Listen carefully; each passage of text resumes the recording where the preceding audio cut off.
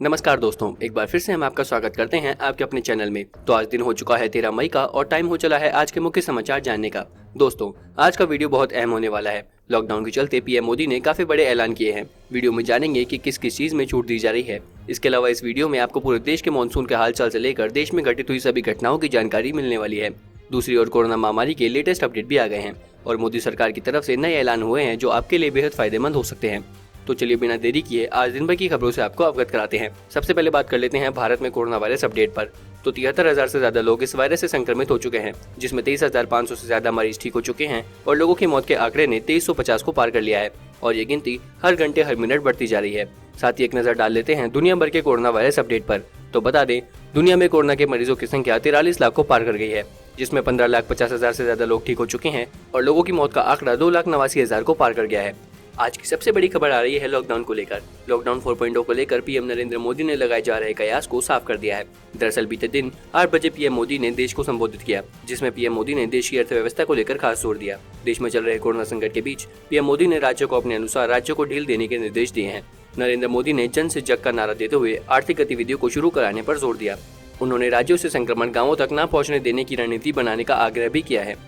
इसी के साथ बात करते हैं आज की बड़ी खबर की। तो बता दें, राशन कार्ड पर सरकार ने बदले नियम, 80 करोड़ लोगों के काम की बात। अगर आप भी राशन कार्ड धारक हैं तो आपके लिए एक राहत की खबर है। दरअसल केंद्र सरकार ने एक नियम में बदलाव किया है। सरकार के फैसले का फायदा करोड़ों लाभार्थियों को मिलने की उम्मीद है। खाद्य मंत्रालय ने राशन कार्ड को आधार से जोड़ने की समय सीमा 30 सितंबर तक बढ़ा दी है। केंद्र सरकार ने यह फैसला ऐसे समय में लिया है जब ऐसी खबर चल रही थी कि आधार से नहीं जुड़े राशन कार्ड रद्द हो जाएंगे। बता दें कि अभी भी करोड़ों राशन कार्ड धारक हैं जो आधार से लिंक नहीं हो सके हैं। इसी के साथ एक नजर डाल लेते हैं देश के मानसून की ओर। तो बता दें, राष्ट्रीय मौसम भविष्यवाणी केंद्र ने कहा है कि अगले 36 घंटों में उत्तर पश्चिम भारत में एक बड़े हिस्से में बारिश और गरज के साथ साथ बूंदाबांदी होगी। जानकारी के मुताबिक पूर्वोत्तर में भी बारिश की आशंका है। अनुमान के मुताबिक बंगाल की खाड़ी में चक्रवाती हवाओं के कारण मेघालय, असम के अलावा आंध्र प्रदेश और तमिलनाडु जैसे तटीय राज्यों में भी बारिश हो सकती है। पर्वतीय और मैदानी इलाकों में आंधी भी आ सकती है। ऐसा माना जा रहा है कि जम्मू कश्मीर, उत्तराखंड से लेकर मध्य प्रदेश, महाराष्ट्र तक कई राज्यों में बारिश हो सकती है। अब बात करते हैं आज की अगली बड़ी खबर की। तो बता दें, मौसम विभाग ने भविष्यवाणी की है कि मंगलवार को उत्तर प्रदेश समेत कई राज्यों में तेज गरज और आंधी के साथ साथ बारिश हो सकती है। उत्तर प्रदेश के अलावा दिल्ली, हरियाणा और पंजाब के कुछ हिस्सों में आंधी पानी की आशंका जताई गई है। बता दें कि उत्तर प्रदेश के कुछ हिस्सों में 30 से 40 किलोमीटर प्रति घंटे की रफ्तार से धूल भरी आंधी चलने और फिर गरज चमक के साथ बारिश होने के आसार हैं। अब बात करें आज की बड़ी खबर की। तो बता दें, कोरोना के खिलाफ जारी जंग के बीच योगी सरकार ने श्रमिकों को बड़ी राहत दी है। लॉकडाउन के चलते श्रमिकों को बिगड़ते हालात को देखते हुए मुख्यमंत्री योगी आदित्यनाथ ने राज्य के मनरेगा श्रमिकों के खाते में 225.39 करोड़ रुपए बैंक में ट्रांसफर किए हैं। वहीं उत्तर प्रदेश के प्रवासी मजदूरों के आने का भी सिलसिला जारी है। मुख्यमंत्री योगी आदित्यनाथ ने अधिकारियों को निर्देश दिया है कि किसी कामगार श्रमिक को घर तक पहुँचाने की व्यवस्था अधिकारी करें। बात करते हैं आज की अगली बड़ी खबर की। तो बता दें, मंगलवार यानी कल से चलने वाली स्पेशल ट्रेनों में यात्रा करने वाली यात्रियों के लिए रेलवे ने कई प्रकार की गाइडलाइंस जारी की है और साथ ही कुछ स्पष्टीकरण भी दिया है। इंडियन रेलवे के मुताबिक 12 मई से चलने वाली विशेष राजधानी ट्रेनों में यात्रियों को एयरलाइन जैसा खाना मिलेगा। इसकी पूरी जिम्मेदारी IRCTC पर होगी। दरअसल रेलवे ने यात्रियों को घर से खाना और पानी लाने की सलाह दी है ताकि कोरोना वायरस का खतरा न हो। इसके बावजूद अगर यात्री ट्रेन में कुछ अलग खाना चाहते हैं तो उसके लिए उन्हें पैसे चुकाने होंगे। यह ठीक उसी प्रकार होगा जैसा एयरलाइंस में यात्रा के दौरान होता है। इसी के साथ बढ़ते हैं आज की अगली बड़ी खबर की ओर। तो बता दें, भारतीय रेलवे ने कुछ चुनिंदा मार्गों पर यात्री ट्रेन सेवाएं शुरू करते हुए चलने वाली ट्रेनों के संबंध में नए दिशा निर्देश जारी किए हैं, जिसमें कम से कम 1.5 घंटे पहले रेलवे स्टेशन पहुंचना शामिल है। यात्रियों को नहीं मिलेगी चादर व तौलिया। 12 मई से यात्री ट्रेनों में सवार होने वालों को रेलवे पहले की तरह चादर, तौलिया, सामान्य भोजन पेय आदि मुहैया नहीं कराएगा। फिलहाल यात्रियों को सिर्फ डिब्बा बंद भोजन और हैंड सैनिटाइजर उपलब्ध कराया जाएगा। अब बात करते हैं आज की अगली बड़ी खबर की। तो बता दें, देश में कोरोना के साथ सबसे ज्यादा प्रभावी राज्य महाराष्ट्र में भी शराब की बिक्री की अनुमति दे दी गई है। लेकिन शराब की दुकानों के बाहर बढ़ती भीड़ को नियंत्रित करने के लिए सरकार ने अब एक नया कदम उठाया है। महाराष्ट्र आबकारी विभाग ने पुणे शहर में शराब की दुकानों पर भीड़ कम करने के लिए प्रयोग के तौर पर ऑनलाइन टोकन व्यवस्था की शुरुआत की है। पिछले सप्ताह कई स्थानों पर शराब की दुकानों पर शारीरिक दूरी का उल्लंघन करते हुए बड़ी संख्या में लोग जमा हो गए थे।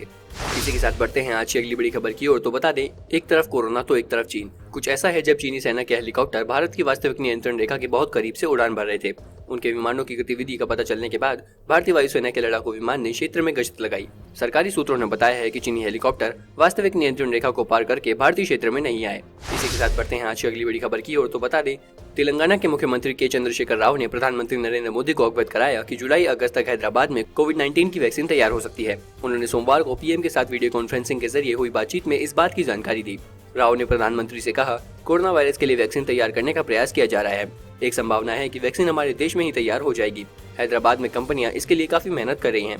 इस बात की संभावना है कि हैदराबाद में वैक्सीन को जुलाई अगस्त तक तैयार कर लिया जाएगा। बढ़ते हैं आज की अगली बड़ी खबर की ओर। तो बता दें, दिल्ली के मुख्यमंत्री अरविंद केजरीवाल ने जनता से सुझाव मांगे हैं कि 17 मई के बाद किस दिशा में आगे बढ़ा जाए। सीएम केजरीवाल ने दिल्ली वासियों से कहा है कि बुधवार शाम 5 बजे तक अपने सुझाव भेजें। इसके लिए व्हाट्सएप नंबर से लेकर ईमेल आईडी भी जारी की गई है। सीएम केजरीवाल ने बताया कि अपने सुझाव 1031 नंबर पर कॉल करके या फिर 8800077722 पर व्हाट्सएप कर सकते हैं। इसके अलावा delhi.cm.suggestions@gmail.com पर ईमेल भी कर सकते हैं।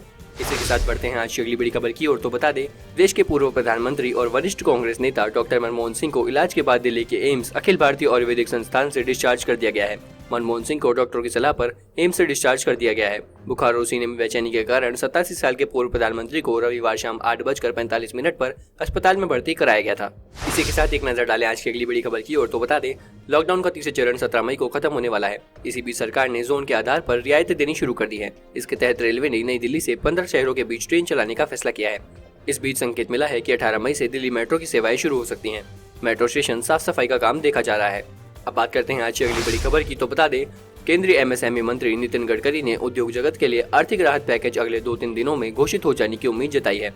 उन्होंने सोमवार को कहा कि ग्राहकों को 3 महीने तक लोन की किस्त स्थगित करने की भारतीय रिजर्व बैंक द्वारा 3 महीने तक EMI नहीं चुकाने की दी गई सुविधा के बावजूद स्थिति बहुत खराब है।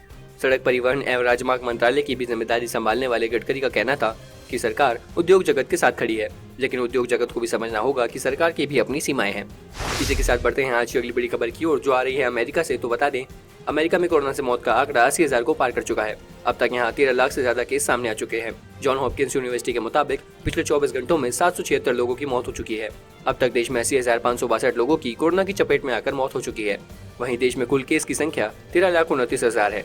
इसी के साथ बढ़ते हैं आज की अगली बड़ी खबर की ओर। तो बता दें, कोरोना संकट में आम लोगों के लिए लोन लेना तो आसान हुआ है, लेकिन बचत पर भी कैंची चली है। ICICI बैंक ने FD रेट्स में 50 आधार अंकों की कटौती का ऐलान किया है। इस कटौती को 11 मई से लागू भी कर दिया गया है। इसके बाद अब 1 साल तक की FD पर 5.25% की दर से ब्याज मिलेगा। वहीं 1 साल से अधिक की FD पर ब्याज दर की बात करें तो ये 5.75% तक होगा। इसी के साथ बात करते हैं आज की अगली बड़ी खबर की। तो बता दें, कोरोना वायरस के चलते बने आर्थिक संकट को देखते हुए उत्तर प्रदेश की योगी सरकार ने सरकारी कर्मचारियों को मिलने वाले 6 तरह के भत्तों को समाप्त करने का फैसला लिया है। मंगलवार को इससे संबंधित आदेश भी जारी कर दिया गया।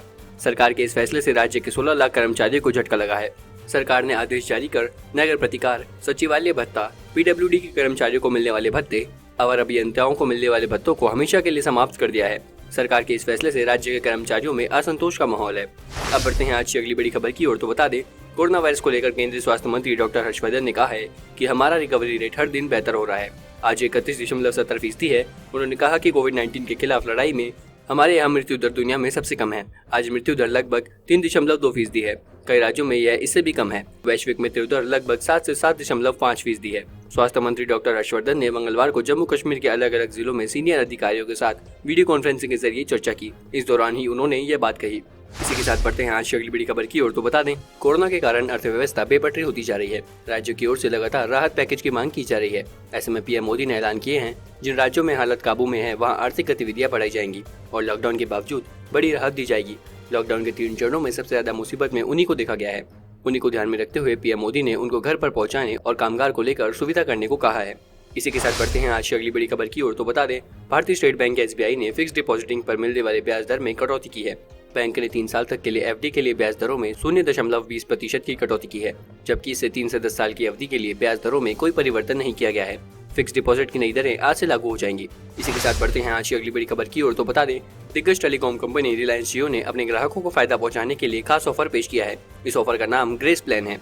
इस ऑफर के तहत उपभोक्ताओं को प्रीपेड प्लान खत्म होने के बाद कंपनी की तरफ से 24 घंटों के लिए अनलिमिटेड कॉलिंग की सुविधा मिलेगी। वहीं कंपनी का कहना है कि इसे यूजर्स प्लान का खत्म होने पर भी कुछ समय के लिए कॉलिंग कर पाएंगे। रिलायंस जियो का यह प्लान अपने आप में यूजर के अकाउंट में एक्टिवेट हो जाएगा। हालांकि यूजर्स इस ऑफर में 24 घंटे की समय सीमा के साथ अनलिमिटेड कॉलिंग की सुविधा मिलेगी, लेकिन इसमें यूजर्स को SMS और डाटा की सुविधा नहीं दी जाएगी। इसी के साथ रोक करते हैं आज की अगली बड़ी खबर की ओर। तो बता दें, एक और देश कोरोना वायरस से जूझ रहा है तो दूसरी ओर असम में अफ्रीकी स्वाइन फीवर का प्रकोप बढ़ता जा रहा है। असम के पशुपालन मंत्री अतुल बोरा मंगलवार को बताया कि अफ्रीकी स्वाइन फ्लू के फीवर के कारण अब तक 10 जिलों में 14,465 सूअरों की मौत हो चुकी है। बीमारी को फैलने से रोकने के लिए सरकार हर संभव कदम उठा रही है। बीमारी की रोकथाम के लिए हम किसानों को मृत सूअरों को गहराई में दफन करने की सलाह दे रहे हैं। तो दोस्तों, आपको हमारी ये वीडियो कैसी लगी हमें कमेंट करके जरूर बताएं और चैनल को सब्सक्राइब करना ना भूलें ताकि हर रोज आप देश और दुनिया भर की खबरों से अपडेट रहें। धन्यवाद।